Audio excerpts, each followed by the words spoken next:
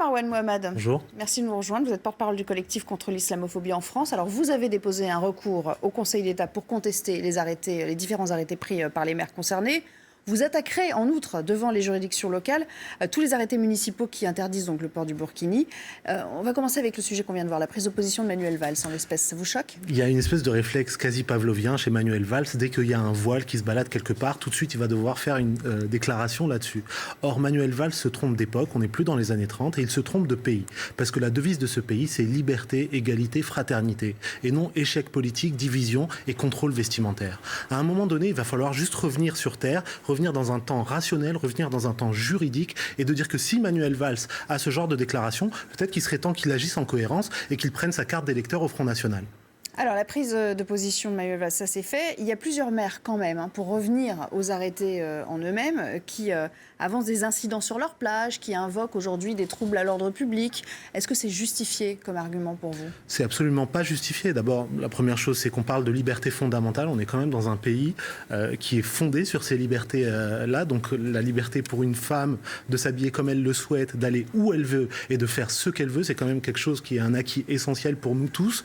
D'accord ? Et je ne vois pas le trouble à l'ordre public d'une femme, excusez-moi, qui va faire plouf dans la mer juste parce qu'elle serait habillée. Quand aujourd'hui on a des responsables politiques au plus haut niveau de l'État qui nous disent que pour des raisons d'ordre, de sécurité et de lutte contre le terrorisme, on est en train d'interdire et de montrer du doigt des femmes musulmanes, ça en dit long sur l'approche du gouvernement en matière d'antiterrorisme et ça explique pourquoi un été après l'autre, on est touché par des attentats et on est incapable de protéger notre peuple parce qu'on est trop occupé à pourchasser des musulmans innocents. Alors, cet échec-là est celui du gouvernement. Alors cette polémique sur le burkini, ça va vraiment créer une stigmatisation supplémentaire. On l'avait vu dans la foulée de Charlie Hebdo.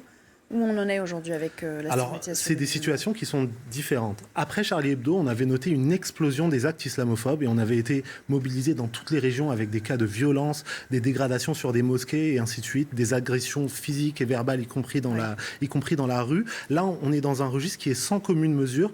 En termes de gravité et en termes de nombre, les gens ne réagissent pas de la même manière. Et ça, c'est une bonne nouvelle. Qu'est-ce que ça veut dire ?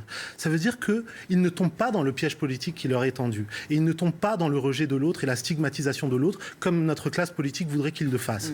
Et le meilleur signal qu'on a de ça, c'est que dans la dernière semaine, le CCIF a enregistré des taux d'adhésion records avec des gens de toute la société française qui viennent nous dire que nous vous soutenons et nous ne laisserons pas ce piège politique nous diviser les uns les autres et nous monter les uns contre les autres parce que nous valons mieux que ça.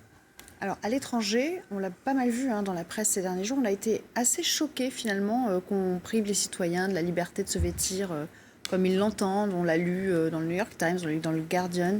Ça vous fait chaud au cœur d'une certaine manière ? Oui, enfin, c'est pas non plus quelque chose que l'on découvre. On voyage énormément avec le CCIF pour voir nos partenaires dans une vingtaine de pays différents. J'ai eu l'occasion dans mes précédentes fonctions d'être diplomate et de rencontrer des délégations de tous ces pays-là.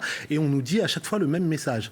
En matière de droits humains, ce sont ceux qui en parlent le plus, qui en font le moins. Et malheureusement, en tant que Français, je me retrouve des fois à défendre ça et à dire que il va falloir qu'à un moment, on vive à la hauteur de ces principes. Et que ces droits-là, ils sont tout le temps à défendre. Ils ne sont jamais acquis. Si on veut aujourd'hui être un pays qui rayonne dans le monde et qui est capable de servir de modèle et d'inspirer les gens partout dans le monde, encore faut-il qu'on soit capable de respecter ses droits et ses valeurs sur notre propre sol, au lieu d'aller faire copain avec des dictatures parce qu'on leur vend des armes et dans le même temps passer sous silence toutes les violations de droits humains dans ces mêmes dictatures. Il est temps que la France vive à la hauteur de ses valeurs.